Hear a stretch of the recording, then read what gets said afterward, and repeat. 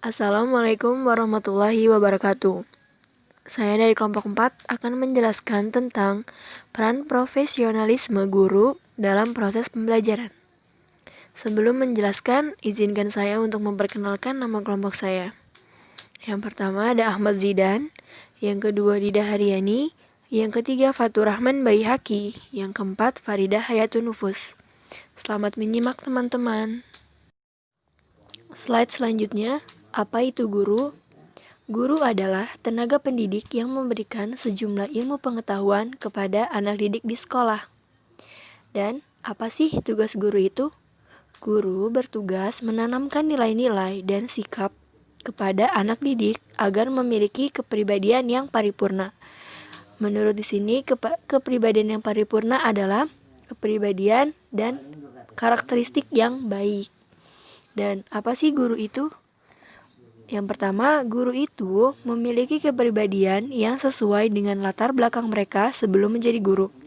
Yang kedua, kepribadian dan pandangan guru serta latar belakang pendidikan dan pengalaman mengajar sangat mempengaruhi kualitas pembelajaran.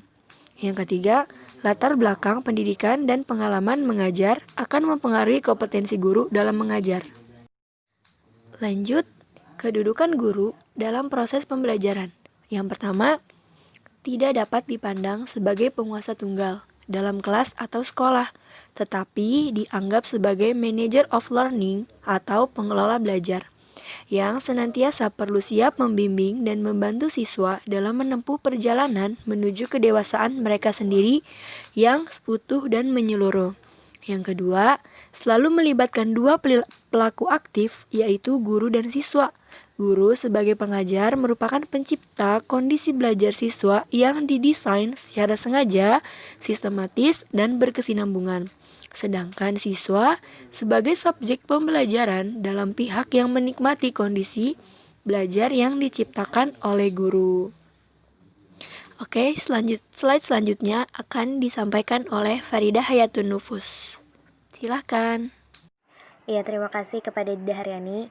Di sini saya akan menjelaskan tentang membangun komunikasi dalam proses pembelajaran. Guru sebagai tenaga profesional di bidang pendidikan, di samping memahami hal-hal yang bersifat filosofis dan konseptual, guru juga harus mengetahui dan melaksanakan hal-hal yang bersifat teknis. Dalam proses pendidikan sering kita jumpai kegagalan-kegagalan. Hal ini umumnya disebabkan lemahnya sistem komunikasi. Karenanya pendidik perlu mengembangkan pola komunikasi efektif, yaitu interaksi aktif antara pendidik dan peserta didik pada saat berlangsungnya proses pembelajaran. 3 pola komunikasi. Komunikasi yang pertama adalah komunikasi sebagai aksi atau sebagai komunikasi satu arah, di mana guru berperan sebagai pemberi aksi, guru aktif dan siswa pasif.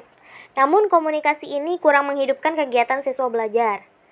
Komunikasi yang kedua adalah komunikasi sebagai interaksi atau komunikasi dua arah, di mana guru dan siswa berperan sama, yaitu pemberi aksi dan penerima aksi, tetapi hanya sebatas guru dan siswa secara individual. Komunikasi yang ketiga adalah komunikasi banyak arah.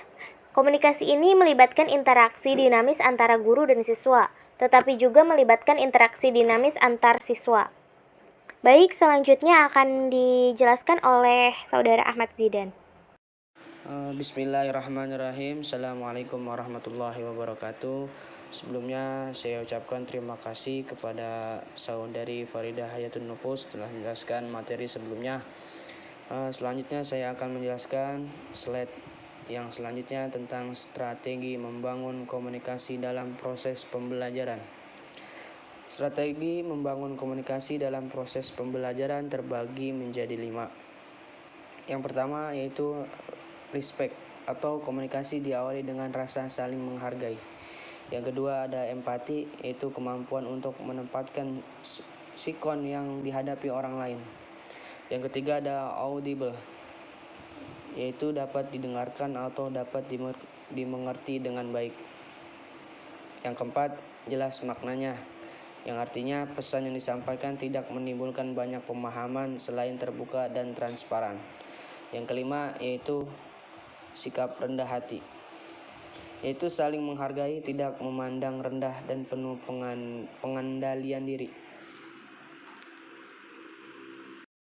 Selanjutnya saya akan menjelaskan tentang ciri-ciri guru yang baik. Ciri-ciri guru yang baik ada 5 tahapan. Tahapan pertama yaitu guru yang mempunyai anggapan bahwa orang lain mempunyai kemampuan untuk memecahkan masalah secara baik. Yang step kedua yaitu guru yang melihat bahwa orang lain mempunyai sifat ramah, bersahabat, dan bersifat ingin berkembang. Step ketiga yaitu guru yang melihat orang lain sebagai orang yang sepatutnya dihargai. Step keempat yaitu guru yang melihat orang mempunyai kreativitas dan dinamika, bukan orang yang pasif. Yang kelima yaitu guru yang melihat orang lain dapat memenuhi dan meningkatkan dirinya, bukan menghalangi apalagi mengancam. Untuk selanjutnya saya serahkan kepada saudara Fatur Rahman Baihaqi.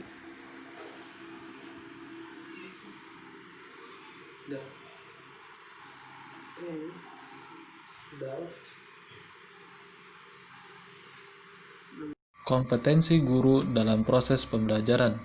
Yang pertama, menguasai bidang studi. Seorang guru harus menguasai bidang studi yang dia ajarkan untuk peserta didik. Yang kedua, mengelola program belajar mengajar. Seorang guru harus mampu mengelola program belajar mengajar agar proses pembelajaran itu berjalan dengan baik.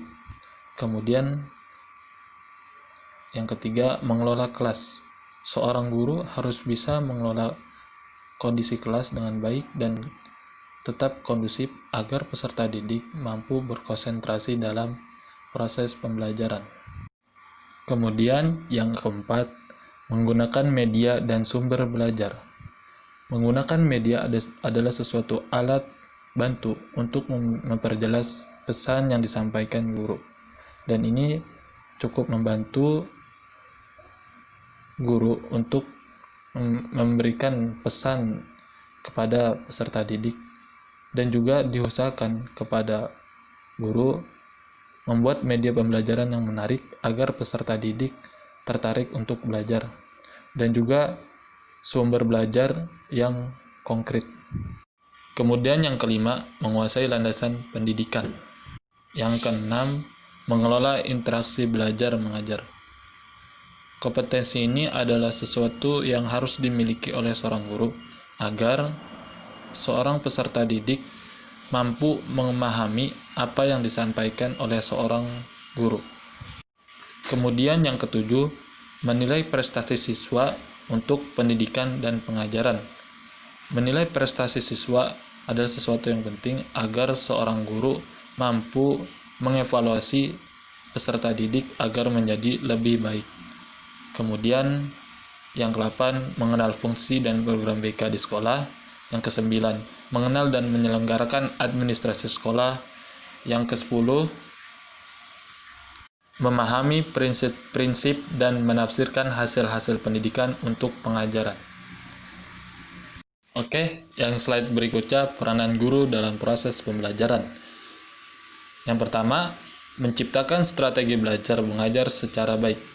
Yang kedua, memahami proses belajar mengajar secara baik. Yang ketiga, menumbuhkan motivasi belajar siswa. Yang keempat, memahami belajar mengajar sebagai sebuah sistem. Yang kelima, membangun komunikasi secara baik dalam proses pembelajaran. Yang keenam, guru harus memiliki kompetensi dalam mengolah PBM. Yang ketujuh, mengembangkan tujuan pembelajaran, metode mengajar, media pengajaran, evaluasi PBM, dan variasi mengajar. Alhamdulillah kita sudah masuk ke slide yang 10. Semoga apa yang telah kami sampaikan bermanfaat dalam kehidupan sehari-hari, dan kami selaku pemateri mohon maaf jika ada salah-salah kata. Billahi fisabilil haq fastabiqul khairat. Wassalamualaikum warahmatullahi wabarakatuh.